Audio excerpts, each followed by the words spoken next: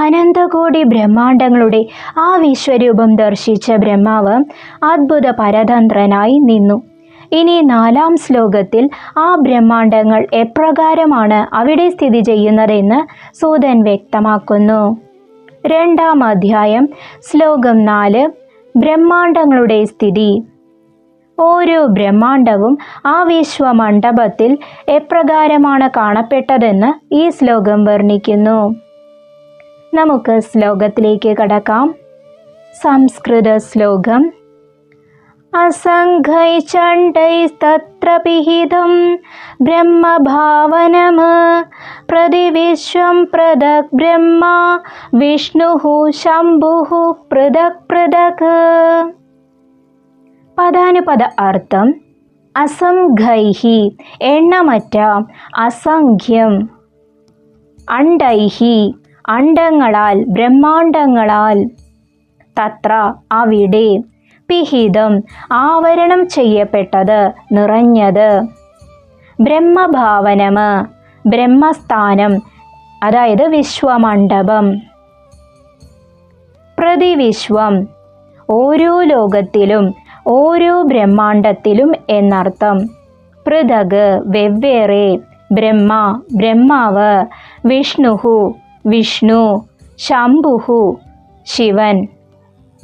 ഈ ശ്ലോകത്തിൻ്റെ സാരാംശം: അവിടെ അസംഖ്യം ബ്രഹ്മാണ്ടങ്ങളാൽ ആ വിശ്വമണ്ഡപം നിറഞ്ഞിരുന്നു. അതിശയിപ്പിക്കുന്ന കാര്യം എന്തെന്നാൽ ആ ഓരോ ബ്രഹ്മാണ്ടത്തിലും വെവ്വേറെ ബ്രഹ്മാവും വിഷ്ണുവും ശിവനും ഉണ്ടായിരുന്നു. ഗഹനമായ വിശദീകരണവും തത്വചിന്തയും ഈ ശ്ലോകം നൽകുന്ന വെളിപ്പെടുത്തൽ അതിഭീമമാണ്. പ്രപഞ്ചങ്ങളുടെ ബഹുത്വം. നാം കാണുന്ന ബ്രഹ്മാവ് നമ്മുടേതായ ഈ ഒരു പ്രപഞ്ചത്തിൻ്റെ സൃഷ്ടികർത്താവാണ്. എന്നാൽ സൃഷ്ടിയിലുടനീളം കോടിക്കണക്കിന് ബ്രഹ്മാണ്ടങ്ങളുണ്ട്. ഓരോന്നിനും അതിൻ്റേതായ ബ്രഹ്മാവും വിഷ്ണുവും ശിവനുമുണ്ട്. ഭഗവാന്റെ സർവശക്തി.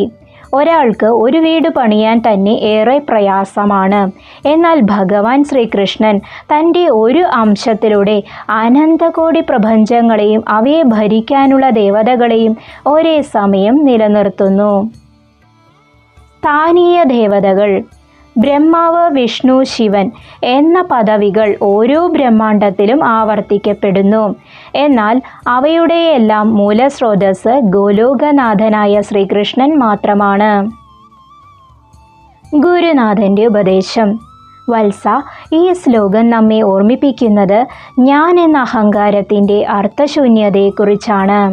കോടാനുകോടി ലോകങ്ങളിൽ കോടാനുകോടി ബ്രഹ്മാക്കൾ തന്നെ ഉള്ളപ്പോൾ വെറും 8 ചാണുള്ള ഈ ശരീരത്തെ ചൊല്ലി നാം എന്തിനാണ് അഹങ്കരിക്കുന്നത്? ഈ വിശ്വവിശാലത മനസ്സിലാക്കുമ്പോൾ നിന്റെ ഉള്ളിൽ വിനയം നിറയുകയും ആ പരമപുരുഷനോടുള്ള ഭക്തി വർദ്ധിക്കുകയും ചെയ്യും. ഈ മഹാത്ഭുതം കണ്ട ബ്രഹ്മാവ് ഇനി എന്തു ചെയ്തു? അടുത്ത 5-ാം ശ്ലോകത്തിൽ ബ്രഹ്മാവ് ഈ ഓരോ ബ്രഹ്മാണ്ടത്തിൻ്റെയും വ്യത്യാസങ്ങൾ നിരീക്ഷിക്കുന്നതിനെക്കുറിച്ച് സൂതൻ വിവരിക്കുന്നു. നമുക്ക് ആ അത്ഭുതങ്ങളിലേക്ക് കടക്കാം. പരമാത്മാവായ കൃഷ്ണൻ്റെ ലീലകളും പ്രപഞ്ച സൃഷ്ടിയുടെ രഹസ്യങ്ങളും ഈ പുരാണത്തിലൂടെ നമുക്ക് വരും ദിവസങ്ങളിൽ കൂടുതൽ അറിയാം. ഇന്നത്തെ ഈ ഭാഗം നിങ്ങൾക്ക് ഇഷ്ടമായെങ്കിൽ ഇത് മറ്റുള്ളവരിലേക്കും പങ്കുവയ്ക്കുക. അടുത്ത ശ്ലോകങ്ങളുമായി നമുക്ക് വീണ്ടും കാണാം. നന്ദി, നമസ്കാരം.